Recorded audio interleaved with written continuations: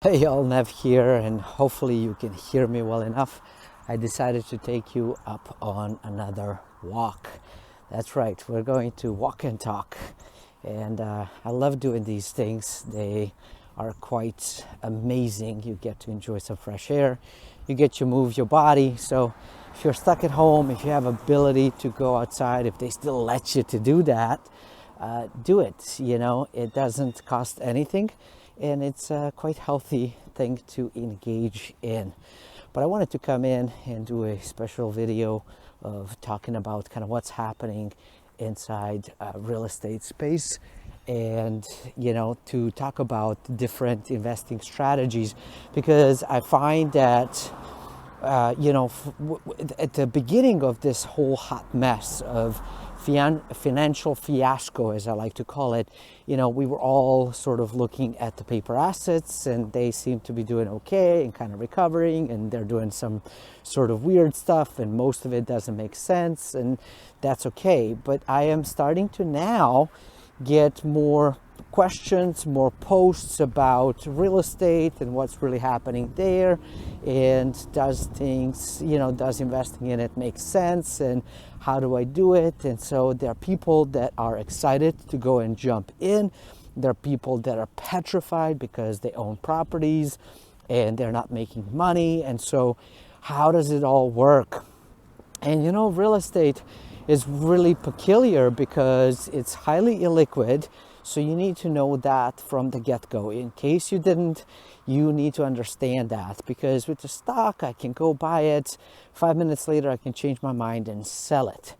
Real estate doesn't really work that way. It takes a little while to get in, and it takes a while to get out. And especially if you really want to get out, then it takes a freaking forever. So where we are in the market right now, and when I'm doing this is mid-April, so tax day is tomorrow. So guess what day is today? Okay. So where we are right now is that we are seeing that things are slowing down. And what I have been seeing is some of the investors are posting questions of like, what do I do with my portfolio? I have purchased a bunch of condos that I'm Airbnb-ing, but now I can't Airbnb, and they're all vacation properties. And like, what do I do? Because I can't do that stuff. So part of the request, or part of the idea when I saw this post was, well, can't you make it long-term rentals, right? Like, can't you just rent it? And the answer that the person gave back is, I can't, because A, I'm out-of-state owner, and then B, I won't make enough money on the rent. So likely what has transpired, so I want to kind of break this down for you in case you find yourself in this position. Part of what has transpired for this particular individual is that they have likely purchased something that was out of the price range for long-term rental, but it potentially made sense, or it sounds like it might have made sense when it came to investing as an Airbnb, as a vacation property, right? So that's part of the conversation that kind of needs to happen, is how did you structure this particular property for you? Like, how does it work, and does it really even work for you? So when the market was going great and people were renting, perhaps it was making a lot of money. And so when you were going to invest, that's the idea that you had to go and invest in. Now, situation has changed, obviously, and people can't go and stay in other people's homes, and they don't go on vacations because they can't travel, and those that can travel can't afford to travel. So that's where we're going to see a bit of a slump. Part of the issue was that likely the property was purchased at a much higher price, because folks were not always necessarily thinking of, what if this vacation thing doesn't work out? Can I turn it into something else and still remain profitable? So let's learn on people's mistakes right now, because that's the reason why you're here, to be able to learn from other people's mistakes so that you don't repeat them yourselves. I've always said, you have to make money the moment that you invest in a property. That is key, y'all. That is incredibly important. You cannot base it off of at some point in the future, because what if that future doesn't pan out the way that you thought it would?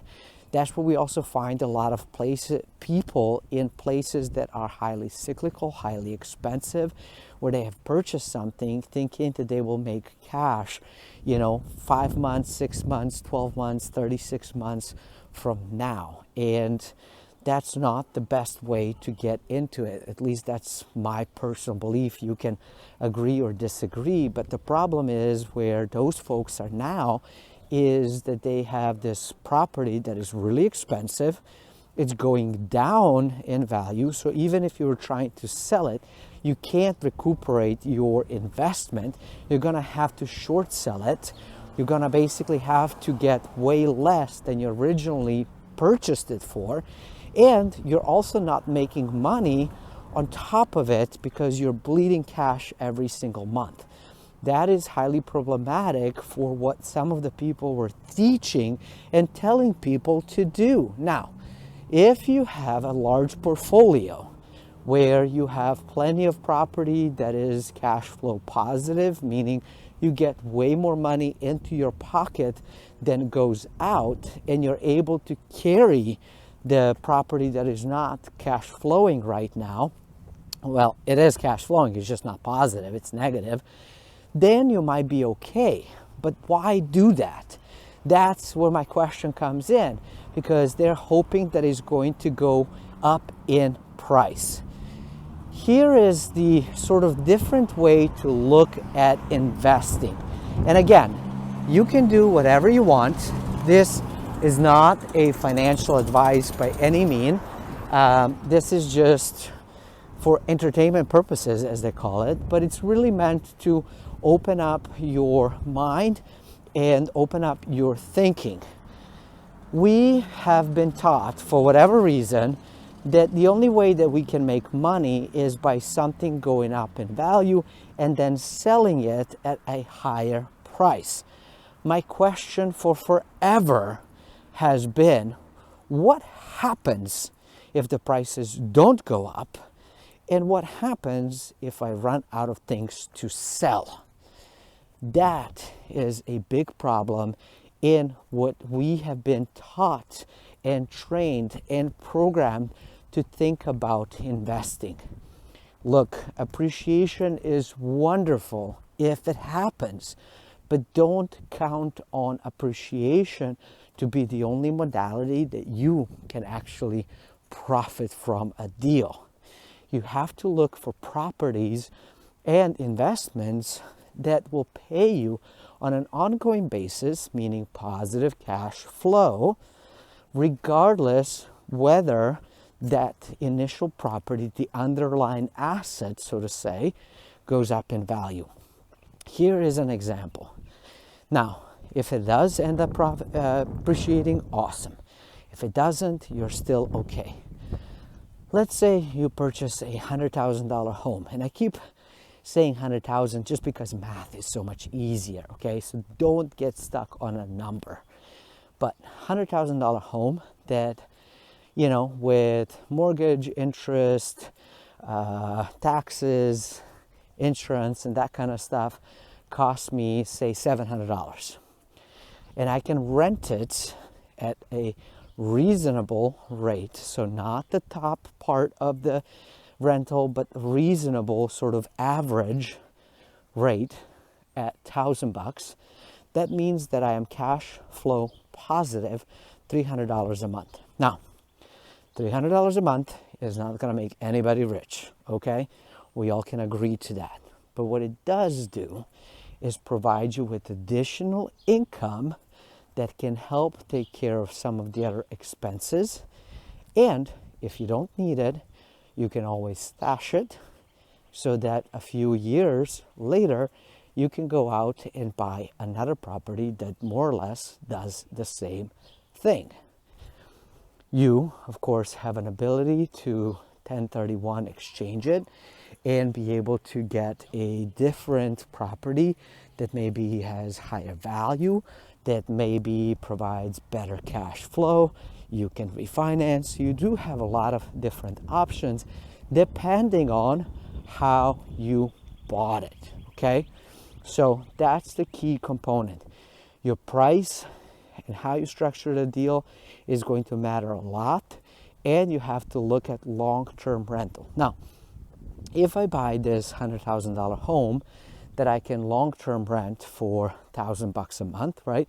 Which with expenses of 700, that's me $300 a month. Okay, cool. We all understand that, right?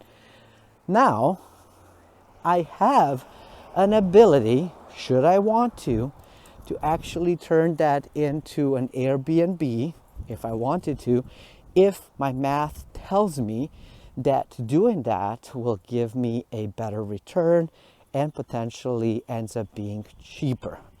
Sometimes it works out, sometimes it doesn't. Because when you have a short-term rental, it is being taxed as that, meaning it's being taxed as ordinary income, just like an income you would earn from a job. It's not a passive income. In order to tap into that passive income taxation component, it actually has to be a long-term rental. Most people don't talk about that. Most people don't teach that. So people jump into real estate without understanding all the different intricacies before they get into it.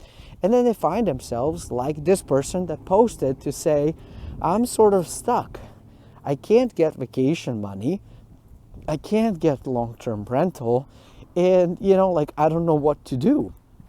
Now, they did post that they have saved up some cash to float them over the next few months, which is lovely and highly recommended.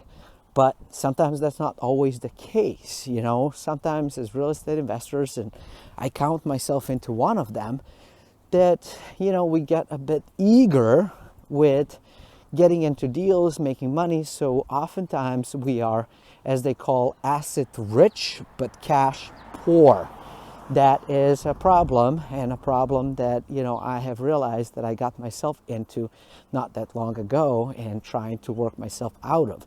As you can see, I'm not perfect. I screw up and make mistakes all the time, but I do my best to try to learn from those things and reduce my exposure as much as humanly possible and get myself into the best position that I absolutely can. So that's something that I think we all can look to do and improve upon to, figure out our assets, figure out our cash, and figure out our profitability. So that's kind of something to really think through.